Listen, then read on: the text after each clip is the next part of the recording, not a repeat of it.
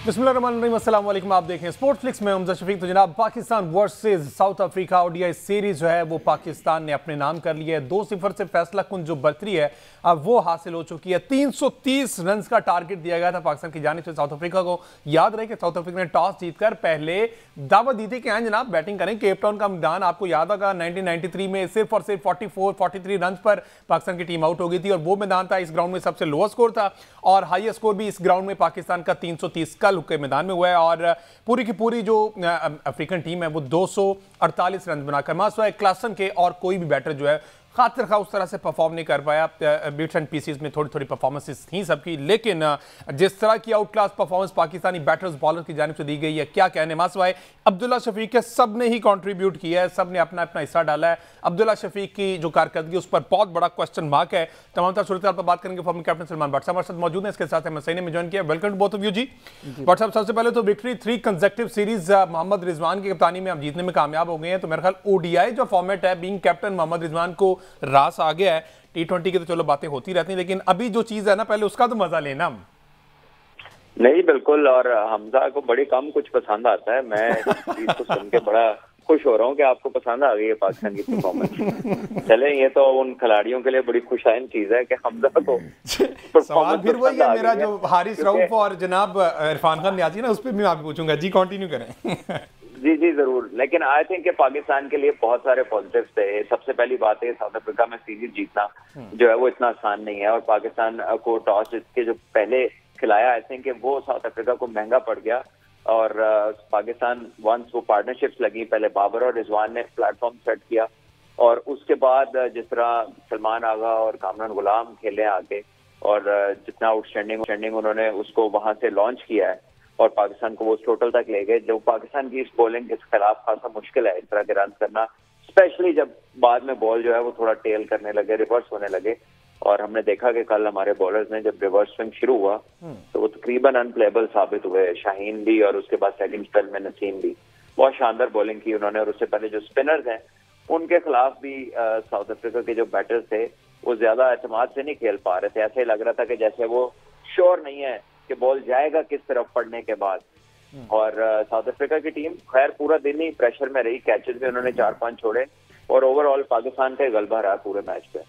बिल्कुल इस तरह, जिस तरह की शाहीन की बात की, मिडिल ओवर्स में इसी तरह की उम्मीदें शाहीन से हम लगाते हैं कि जनाब वो इस तरह का परफॉर्म करके दें, रिवर्स स्विंग मिले, यॉर्कर्स मिले, जो कि रिक्वेस्ट की जाती है तमाम फास्ट बॉलर से, पाकिस्तानियों से स्पेशली कि जनाब यॉर्कर करें, जहां पर जरूरत है वहां पर करें, लेकिन नहीं की जाती। ओपनिंग की बात की जाए, साइम अयूब फॉर्चुनेट रहे 25 पर, जिस तरह हमने कल भी बात की, आउट हो गए। पर अब्दुल्ला शफीक है, अब तीसरा सीरीज हमने अपने नाम कर ली है, तीसरा मैच है।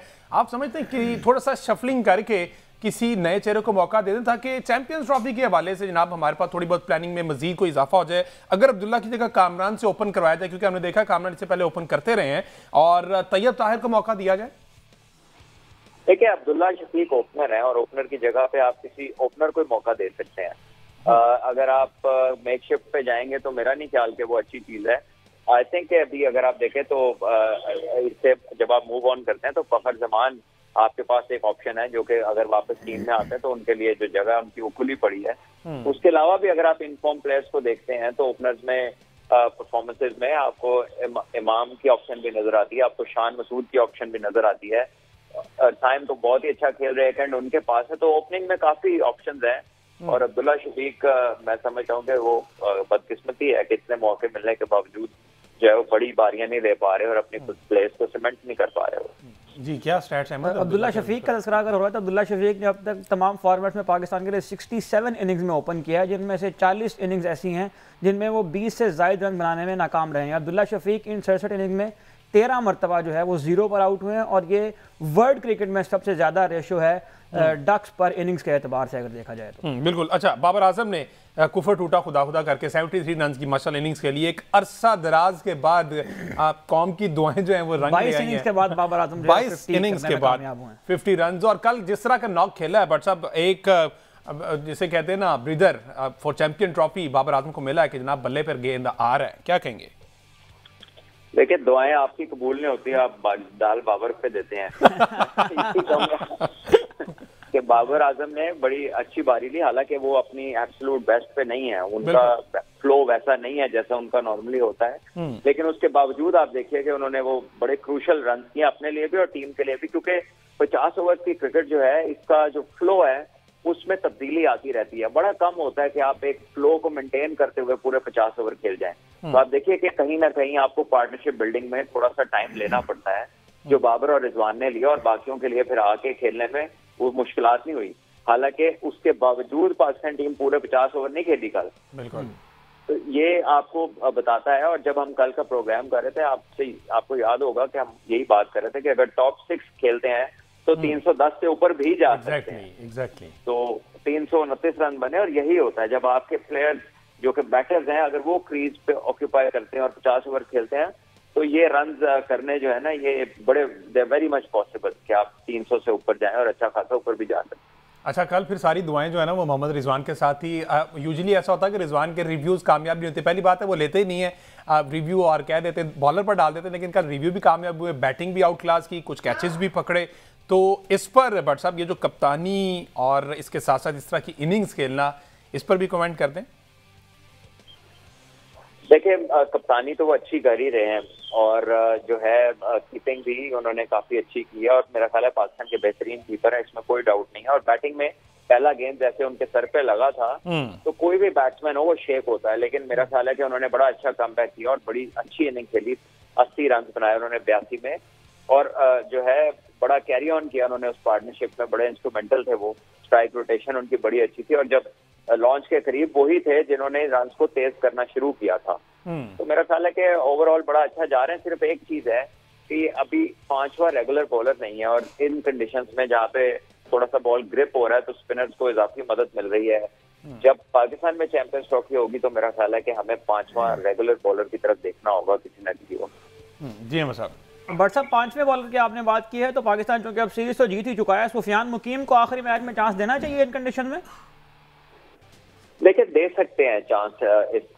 ऐसे वॉन्डरर्स तो बहुत ही बैटिंग पिच है जहां पर आपका अगला मैच है, क्योंकि वो यूजुअली वो बड़ा हाई स्कोरिंग मैच है। वो वही वेन्यू है जहां पे 435 रन तेज हुए थे। जी हाँ, एबी डिविलियर्स के फास्ट सेंचुरी भी हुई थी यहाँ पर। जी हाँ, तो वो एक बहुत ही हाई स्कोरिंग वेन्यू है जहां पर मेरा नहीं ख्याल के स्पिनर के लिए ज्यादा हेल्प मिलती है।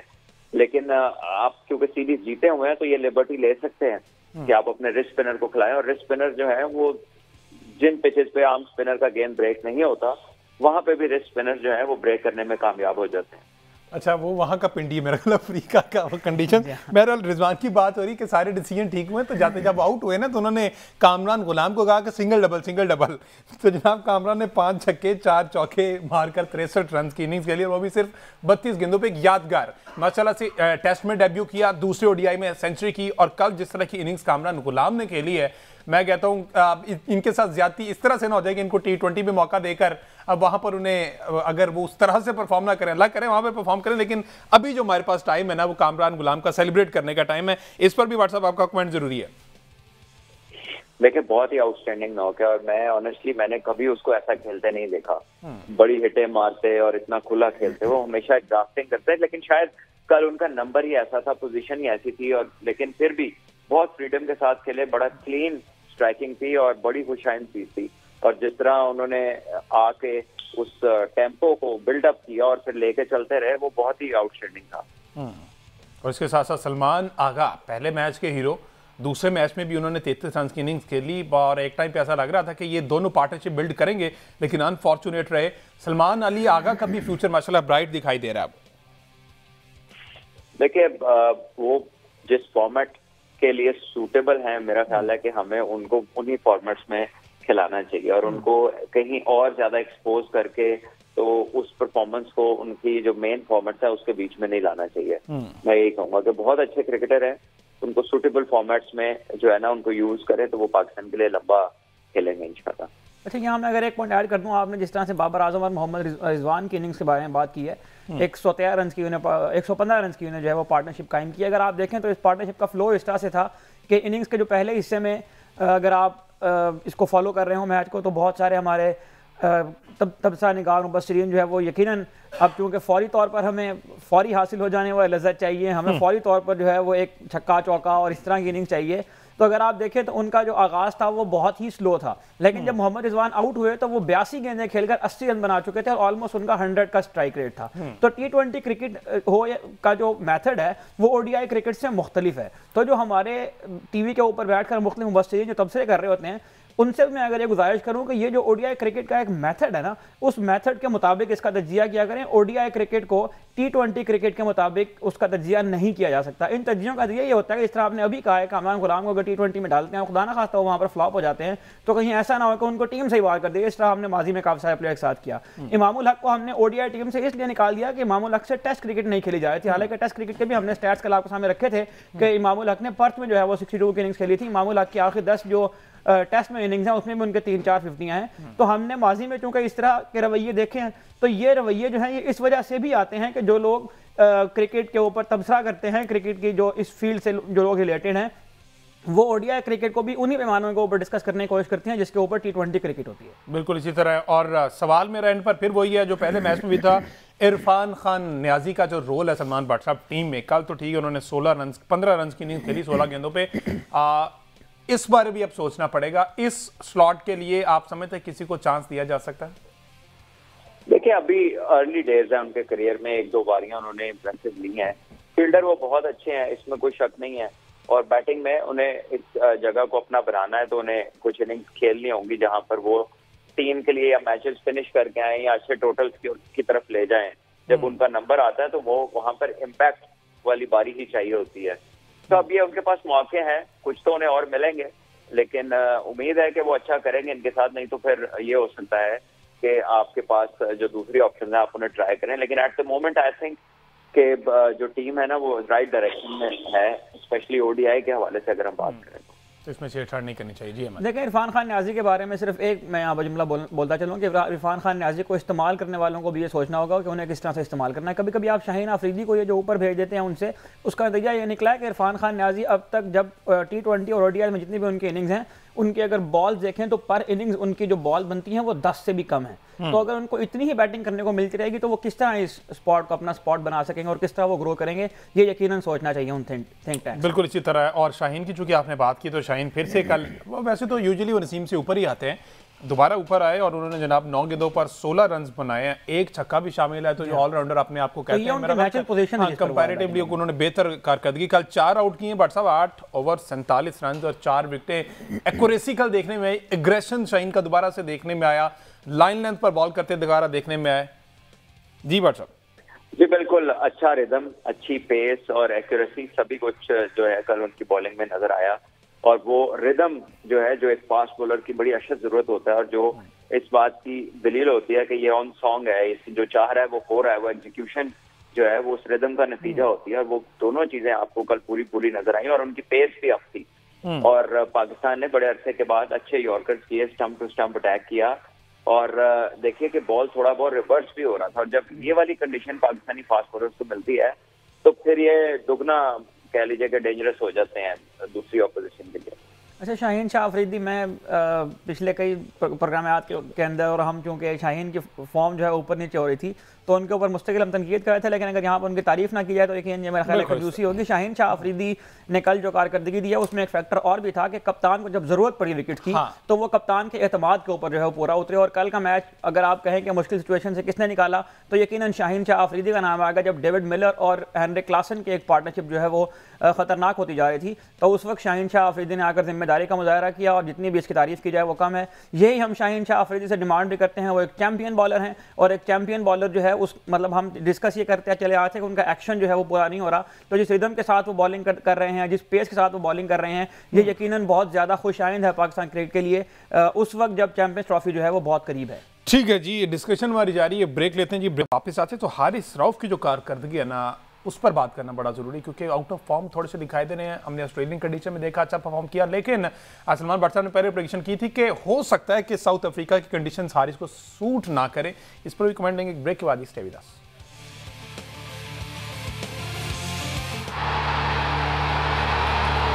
Welcome back ji. बात हो रही है पाकिस्तान वर्सेस साउथ अफ्रीका, दूसरा ओडीआई जो कि पाकिस्तान ने 81 रन के बड़े मार्जिन से ये मैच जीतकर सीरीज 2-0 से अपने नाम कर दिया। तीसरा मैच जो है वो इतवार के रोज खेला जाएगा जोहान्सबर्ग में, जहां पर टीम जो है वो इस वक्त में खल पहुंच चुकी है या फिर हाँ बिल्कुल पहुंच चुकी है। और ये सीरीज में इस मैच में उम्मीद ये की जा रही है कि कुछ तब्दीलियां की जाएं ताकि नए चेहरे भी ट्राई किए जा सके। चैंपियन ट्रॉफी के हवाले से हमारे पास सारी सूरत हाल जो वाज़ेह हो जाए।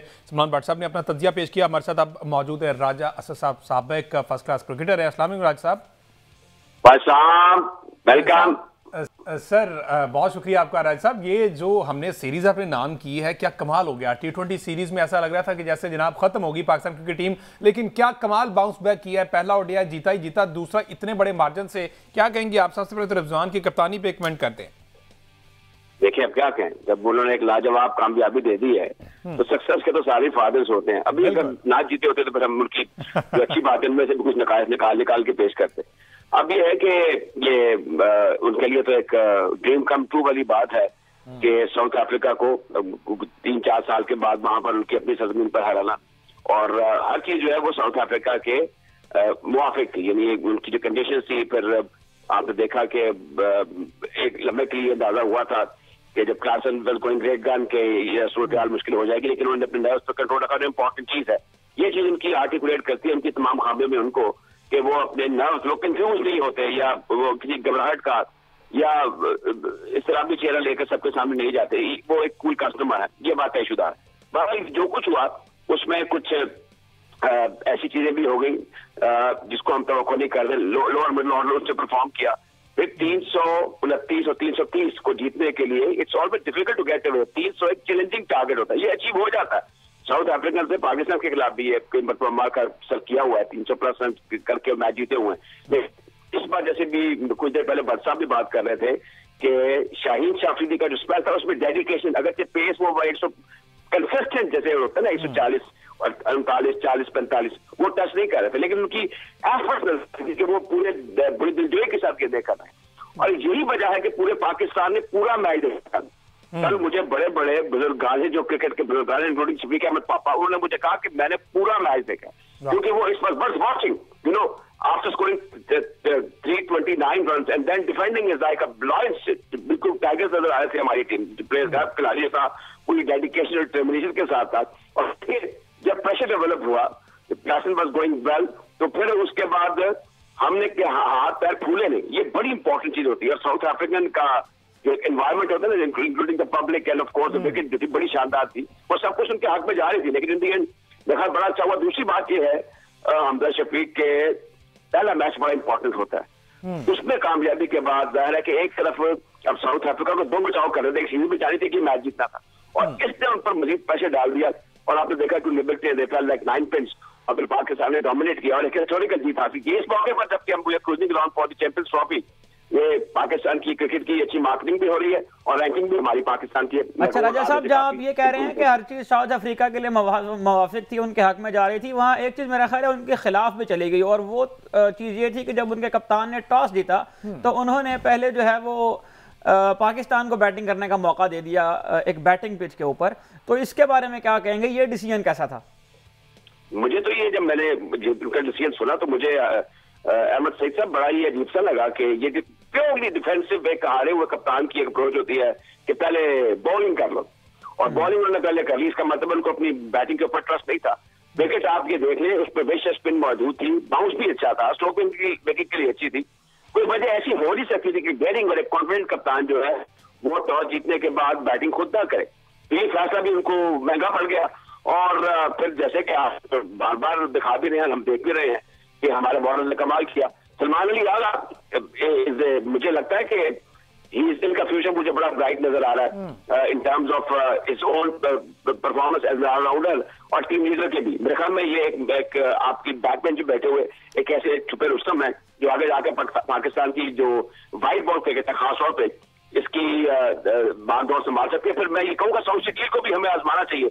हमें ऐसे बैटर चाहिए जो विकेट को ऑक्यूपाई करें, दैट इज वेरी इंपॉर्टेंट। लंबी देर तक डेडिकेशन, परसेवरेंस और डिटर्मिनेशन दिखाए। ये अब आहिस्ता आहिस्ता टीम में सर साउथ शकील को अब कहाँ खिलाए? अब तो कामरान गुलाम ने भी परफॉर्म कर दिया है, अब साउथ शकील की जगह कहाँ बनेगी टीम में?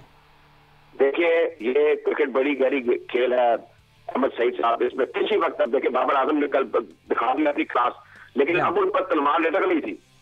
ये मत ये जो है ना, ये बड़ा नामवार, बड़ा ऊपर नीचे लेके जाता है खेल, ऐसे एटीट्यूड देता है, ऐसी ही आपकी टर्बुलेंस होती है कि आपको पता नहीं चलता कभी आप कहाँ होते। अब किसी जमाने में हम जाहिर है कि इमामुल हक के बारे में बात करते थे कि ये दर्शिंदा सितारा, ये तो इंडिस्पेंसिबल है। अब देखिए उनकी टीम में जगह फिर तक नहीं बन रही, तो ये मौके मिलते रहते हैं। और सऊद शकील में जो मैं समझता हूँ 50 ओवर्स में हमें विकेट ऑक्यूपाई करने के हवाले से अगर किसी की जरूरत है तो वो हो सकते हैं। मेरे ख्याल में इसमें जो हमारा कोचिंग स्टाफ है और जो हमारी सिलेक्शन कमेटी है, आई थिंक वो एक स्ट्रॉन्ग कंसिडरेशन दे सकती है।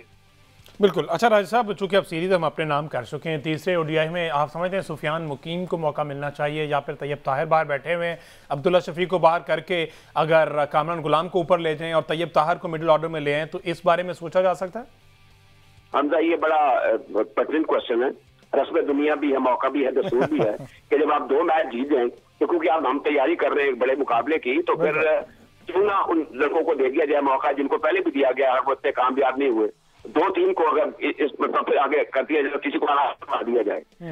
एक तो सोच ये है, दूसरी ये जो बेहतर सोच है वो ये है, दूसरी सोच ये है कि ऑल आउट जाए और 3 से वाइट वॉश करे साउथ अफ्रीका जैसी तगड़ी टीम को। लेकिन जो पहली बात यह है कि आपको उनको एक्सपोजर देना चाहिए, और इससे बड़ा एक्सपोजर हो नहीं सकता किसी भी क्रिकेटर के लिए कि वो इतने क्राउड के सामने और एक उस टीम का हिस्सा बने जिसका जो कॉन्फिडेंस है वो आसमान की दिल्लियों को छू रहा है। तो मेरे ख्याल में ये जो आप ऑप्शन है, सजेशन जो है, मेरे ख्याल में ये जो कोचिंग स्टाफ है समझ होंगे और इस पर हम जरूर देखेंगे तो कोई तब्दीली जरूर होगी। वैसे तो अहमद सईद साहब, किसी भी ग्राउंड में परफॉर्म करना बहुत बड़ी अचीवमेंट होती है, लेकिन साउथ अफ्रीका के स्टेडियम्स नाम सुनकर खौफ आता है जिस तरह की यहाँ की कंडीशंस हैं, और ये बॉलर्स को हेल्पफुल रहता है। देखिए तब्दीलियों की अगर आप बात करें तो तब्दीली ये भी हो सकती है यकीनन कि किसी फास्ट बॉलर को रेस्ट देकर मोहम्मद हसनैन को जो है वो चांस दिया जाए, वो बेंच पर बैठे हुए हैं। और मोहम्मद हसनैन ने ऑस्ट्रेलिया के दौरे में बहुत शानदार बॉलिंग की थी। छुपे अल्फाज में आपने हारिस रऊफ की बात कर दी है, ठीक है, कंटिन्यू करें। नहीं, हारिस रऊफ देखें, हारिस रऊफ चूंकि टेस्ट स्क्वाड का हिस्सा नहीं है, इसलिए हारिस रऊफ का उस तरह से वर्कलोड का मसला नहीं है। हारिस रऊफ की अगर कल के मैच की आप परफॉर्मेंस देखें तो वो एक बहुत अच्छी परफॉर्मेंस थी। हारिस रऊफ ने तकरीबन 4 रन पर ओवर के जो इकोनॉमी थी उससे रन कंसीड किए, और हारिस रऊफ ने वो प्रेशर जो है वो उसको लूज नहीं होने दिया जो प्रेशर बनाया हुआ था। शाहीन अफरीदी को रेस्ट दिया गया टेस्ट सीरीज के लिए। जी, शाहीन अफरीदी टेस्ट स्क्वाड का हिस्सा नहीं है, नसीम शाह टेस्ट स्क्वाड का हिस्सा है, लेकिन नसीम शाह को इससे पहले T20 सीरीज का हिस्सा नहीं बनाया गया था। ठीक है, ठीक है। ये और ये राज साहब, आपके नजदीक फैसला दुरुस्त है, शाहीन अफरीदी को जरा रखा जाए, लंबे फॉर्मेट से दूर रखा जाए, आगे ओडीआई चैंपियन ट्रॉफी उसके लिए बचा के रखा जाए? देखिए हमारे बहुत से बॉलर ऐसे हैं जो कसरत से क्रिकेट की नजर हो गई। अब निशान नवाज धानी को आज से कुछ 4-5 साल पहले हम कासिम ट्रॉफी में हम कमेंट्री कर रहे थे, हमने देखा कि उससे गेंद पड़ नहीं रही थी और वो ना गुस्से में नजर आते, लेकिन मुझे इतने बॉलर्स क्यों करवाए जा रहे हैं। शाहीन शाह अफरीदी ज़ाहिर है कि जो हमारे मेन स्ट्राइक बॉलर हैं, और इस बड़ी अच्छी कामयाबी के बाद अगर उनको थोड़ी देर के लिए वक्फा दे दिया जाता है, इसमें ये एक बड़ी इंपॉर्टेंट चीज होती है, आप अग्री करेंगे अंदर और हारून आप भी, अहमद सईद आप भी, कि ये जो साथ ट्रेवल कर रहे होते हैं ना, हमारे तजर्बे बड़े हैं, सब कुछ है, लेकिन जो कप्तान है या साथ या वो हेड कोच है या उसका बैटिंग कोच है, इनको बहुत सी चीजों का ऐसा अंदाजा हो जाता है जो कि फिटनेस से मुतल्लिक होती है, थकावट से मुतल्लिक होती है, लेथार्जिकपन से मुतल्लिक होती है, बेजारी से मुतल्लिक होती है, और बाज़ औक़ात तो ऐसा होता है कि घरेलू मसाइल भी होते हैं। तो वो प्लेयर्स को कहते हैं कि यार हाँ, इसको इस मौके पर, अब ये पब्लिक में तो बातें नहीं बताई जा सकती, तो कहते हैं कि इनको आराम करवा दिया जाए। एटीट्यूड के इश्यूज होते हैं, कोई इमोशनल प्रॉब्लम्स होती हैं, तो वक्फा जो है जैसे हम कहते हैं बड़ा जरूरी है। अगर शाहीन शाह अफरीदी को इस सिलसिले में तो वक्फा दिया गया है या प्रपोज कर दिया गया है और हो गया है, तो देखा मैं इसमें कोई बुराई वाली बात नहीं है, क्योंकि इतनी डिमांडिंग क्रिकेट है आजकल T20 की, फिर प्राइवेट लीग के बीच में आप गए देखिए, वो भी उनको भी खेलना पड़ जाता है फाइनेंशियल गेम्स, तो इसमें अगर उनको ये रेस्ट कराया जा रहा है तो मेरे ख्याल में इसके पीछे भी कोई ना कोई, बिकॉज उसमें आगे फिर बड़ा इवेंट आने वाला है। आज अखबार मीडिया चैनल पे ये खबर भी चल रही है, सीरीज है वो मुल्तान में या लाहौर कराची में प्रपोज है, वो भी एक एक्टिविटी होगी, उसमें भी आपको जबरदस्त फास्ट बॉलिंग के रिसोर्सेज चाहिए होंगे, तो उसमें शाहीन शाह अफरीदी जो है वो एक इम्पोर्टेंट रोल प्ले कर सकेंगे। फास्ट बॉलर की बात की तो जनाब अहमद सईद साहब, पूरे प्रोग्राम में हमने अबरार अहमद की बात की। अबरार अहमद आउटस्टैंडिंग रहे, उन्होंने पहले मैच में बड़ा अच्छा परफॉर्म किया, इसमें भी 9 ओवर करवाए, 48 रन देकर 2 विकेटें ली और बड़े ये इफेक्टिव प्लेयर जी। इससे कबल T20 सीरीज में अबरार अहमद ने बहुत शानदार बॉलिंग की थी और अबरार अहमद की इस कारकर्दगी के बाद अब ये भी कुछ कहा जा रहा है, कुछ मुबस्सिरीन की जानिब से सजेशन दी जा रही है कि अगर इनके अगेंस्ट स्ट्रगल कर रहे हैं साउथ अफ्रीका के बैट्समैन तो इनको टेस्ट सीरीज़ के लिए भी टीम में शामिल किया जा सकता है। ये पहले भी टेस्ट टीम का हिस्सा है, लेकिन उन विकेटों के ऊपर जहां पर उनके लिए बहुत कम हेल्प थी और जब स्पिन विकेट बनाए तो उन स्पिन विकेटों पर जो है वो साजिद खान और नुमान अली को टीम में शामिल किया गया था।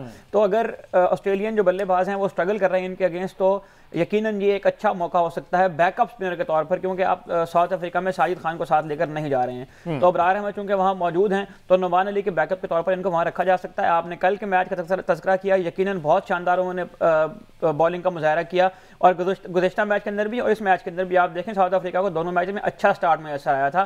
तो पाकिस्तान को स्पिनर्स नहीं आकर जो है वो ब्रेक थ्रू दिलवाया था। तो बहुत शानदार बॉलिंग की अबरार अहमद ने और उनके साथ साथ जो है वो सलमान अली आगा ने, तो दोनों की जो है वो तारीफ करनी है यहाँ पर। कल के मैच में 2 लोगों ने बड़ी मेहनत की है मैच अफ्रीका के हक में जाए, एक क्लासन थे और दूसरे अंपायर थे, ठीक है ना। जिस तरह के अंपायर के फैसले गलत हुए हैं, अगर रिव्यू ना होता तो राजा साहब ये मैच जो है वो कहीं ना कहीं अफ्रीका के हक में जा रहा था। 3 रिव्यू ऐसे जो कि सीधे सीधे आउट और एम्पायर ने जनाब नॉट आउट दिया हुआ था। बहरहाल क्लासन ने क्या कमाल इनिंग खेली है राजा साहब, 97 रन 74 गेंदों पर 4 छक्के हैं, 8 चौके उन्होंने मारे हैं।